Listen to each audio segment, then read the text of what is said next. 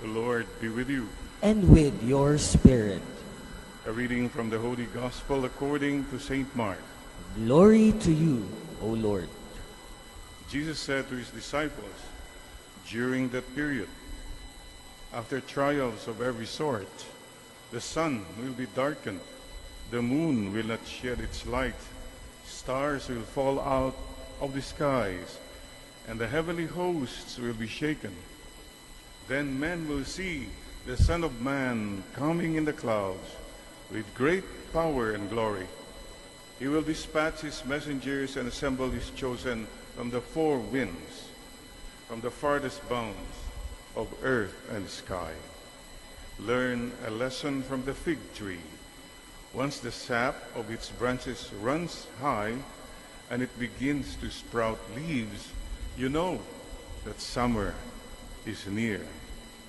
In the same way, when you see these things happening, you will know that He is near, even at the door.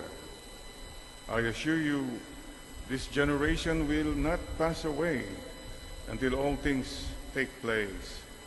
The heavens and the earth will pass away, but my words will not. As to the exact day or hour, no one knows it, neither the angels in heaven, even the Son, but only the Father. Sisters and brothers, the Gospel of the Lord. Praise to you, O Lord Jesus Christ. Come, Holy Spirit, come, Holy Spirit, bless this and worthy priest, that I may share with humility and with the heart, and that people listen with their hearts. Come, Holy Spirit, come.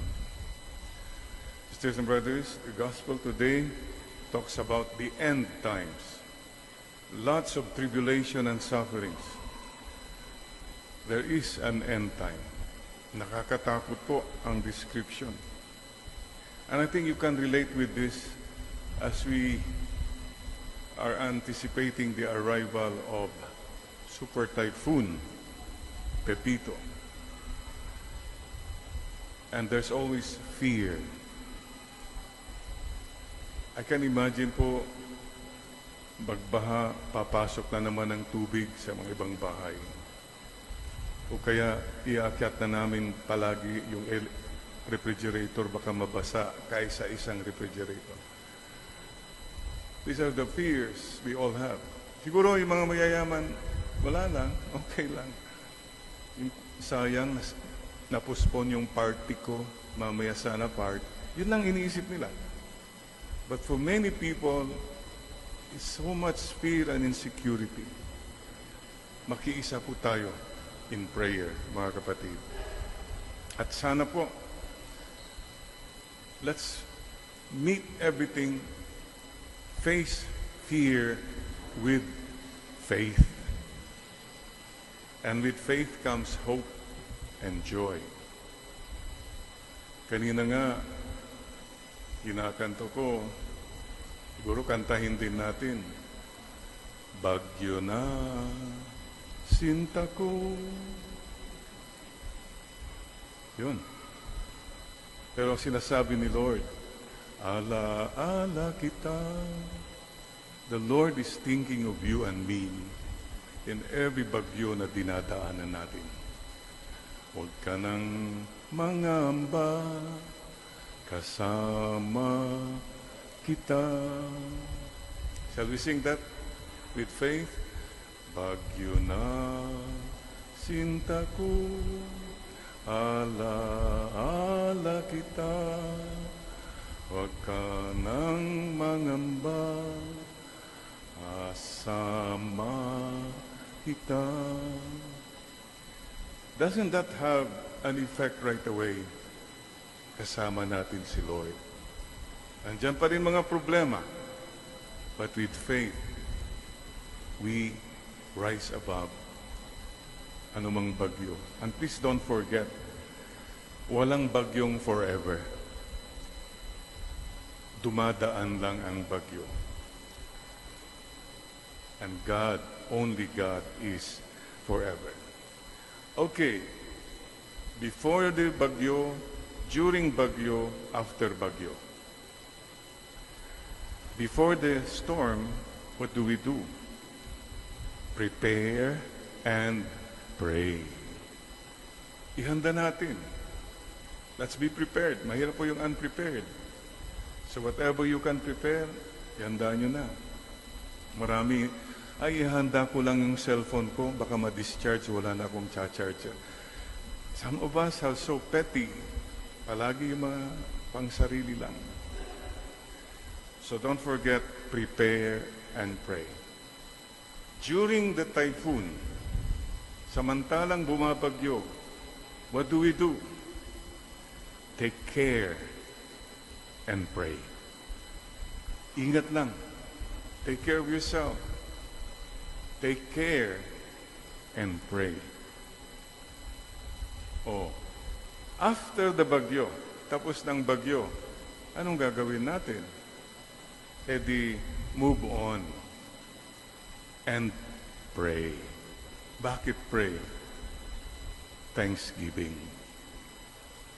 Mga iba kasi, wala ng bagyo, wala na, be back to, no, hindi ka man lang nagpasalamat.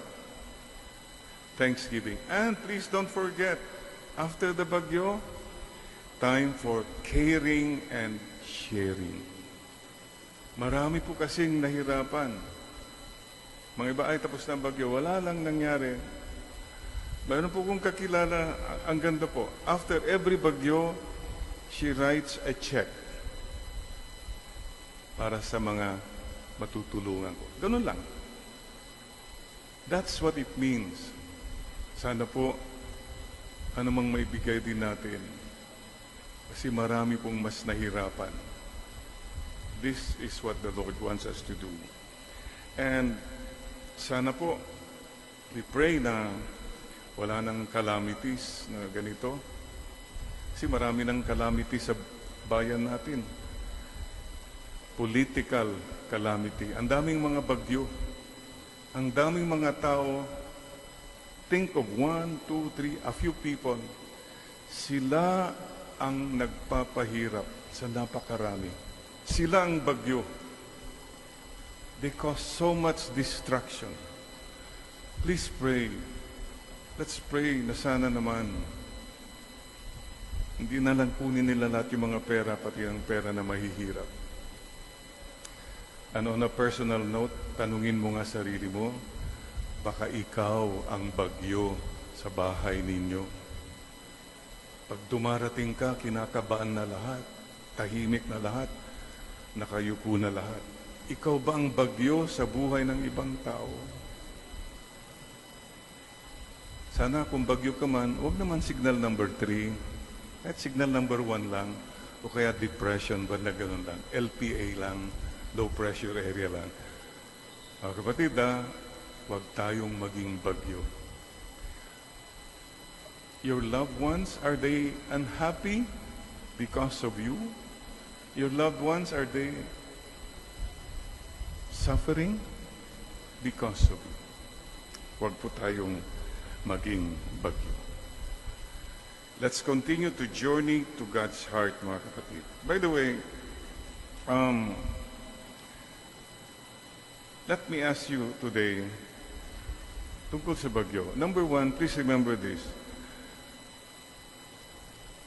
Pag dumadaan tayo sa bagyo po, sana nagiging mas malapit tayo sa Diyos.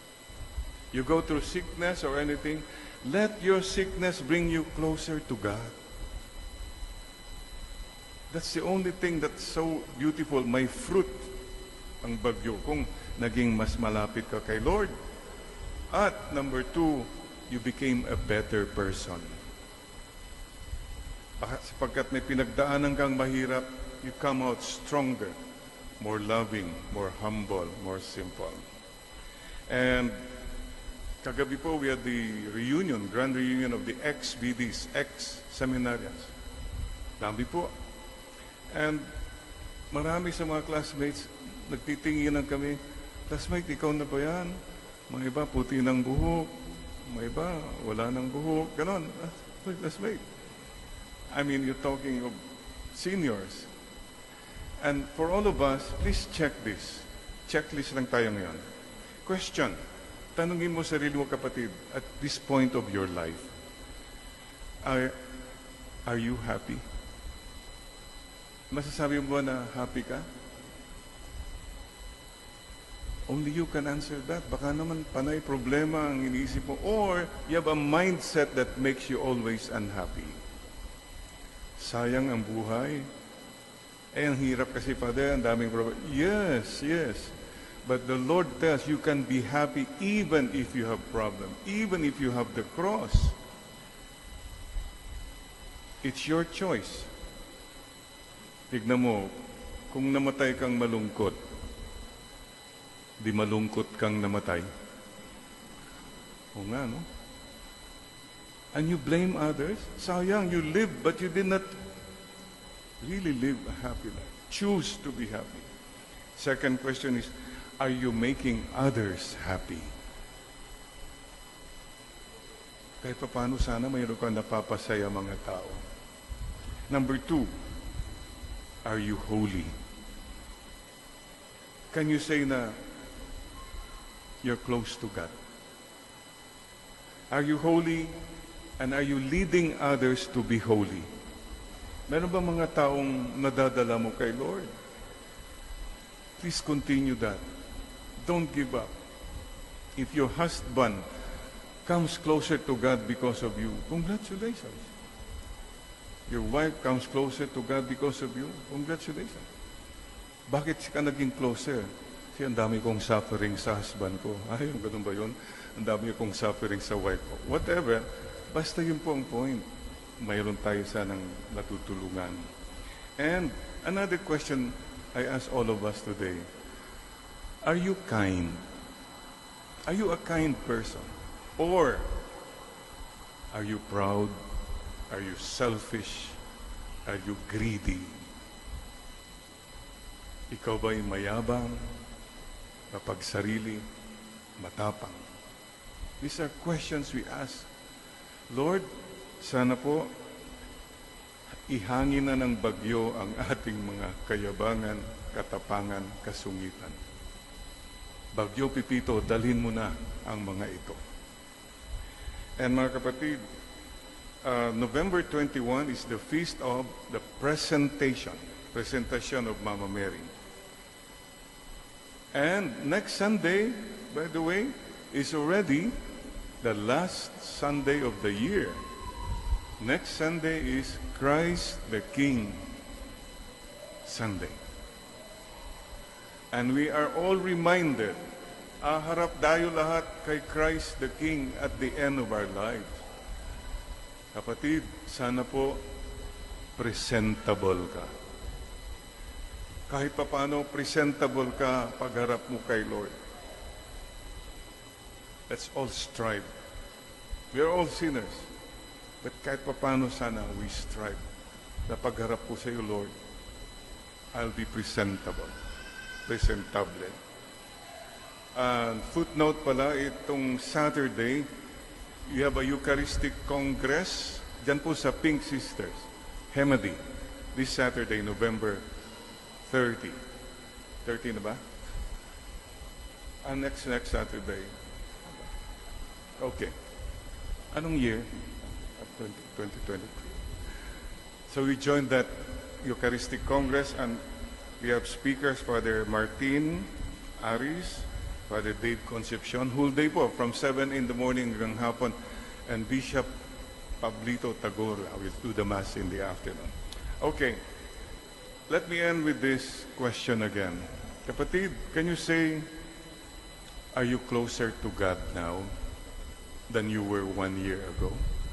Masabi mo ba na yung relationship mo kay Lord mas personal, mas real na? Sana all, tayong lahat. Number 2, are you loving God more now? Sabi niya, love God with all your heart, with all your soul, with all your strength, and with all your mind. And the final question I ask all of us today is He is God, finally, your God. Yung masasabi mo, Lord, kayo po talaga ang Panginoon ko. I hope you can answer that and say, yes, Lord, kayo po ang Panginoon ko. You are my God. Let's pray for that. And pakicheck mo rin, journey. We're journeying towards the end time. If you have this in your life, love. Check. Number 2, joy. Check. Peace. Do you have peace in your life? Patience. Are you patient? Kindness. Are you kind to people? Goodness. Masasabi mo you're good? Faithfulness. Gentleness. Self-control. If you can say yes, congratulations. You have the Holy Spirit in you. These are the fruits of the Spirit. Galatians chapter 5, 22 to 23. Yan lang naman mag-gauge natin if God is really with us. Kapaliktaran po. Do you have this in your life? 1, hatred, anger, sadness, stress, impatience, bad deeds, unfaithfulness, roughness, toughness, and no self-control. If you have these in your life, you have the fruits of the evil spirit. Mga kapatid, let's all try our best. Let's all try our best to live with the Holy Spirit. And one final question. Some people, so you have all the provisions in life. Magandang buhay mo, you have money, you have clothes, everything. You're all provided for. But question is, saan ka ba papunta? You have it all here, but where are you going? Minsan titignan mo yung sa kabaong, uy, naka-Amerikana na siya, ganon. Ba? Dati, panay short pants lang siya, ganon. Uy, nagbihis na siya. Saan siya pupunta? This is the question about the final end times. Where are you going? Don't forget, our final destination is to go to heaven. Ang dami kang provisions in your journey, but you lost your way. Nawala ka eh. Kasi nag-focus ka sa mga pera, kung ano-ano, and you forgot your date with God. Your date with God, you and I have a date with God. GPS, check natin ulit. Reset, recalculate. Final destination. Where to? Heaven. Amen. We bow our heads. Lord, thank you for reminding us that we are on a journey. Hindi po kami permanent residents sa mundong ito. We'll be gone. All of us will go sooner or later. Sana po makarating po kami sa aming patutunguhan. Help us to reach our final destination. And dear God, remind us again that you are with us in the storm, before the storm, during the storm, after the storm. You are with us, always and in all ways. Today, tell the Lord again, Lord, the rest of my life, the best of my life. And for me and for my house, we will serve you, Lord. We will serve you, Lord. From the book of Joshua. Amen, Lord.